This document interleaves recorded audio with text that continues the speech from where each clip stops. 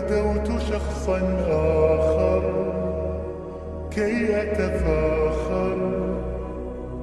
وظننت أنا أني بذلك حزت غنى، فوجدت أني خاسر، فتلك مظاهر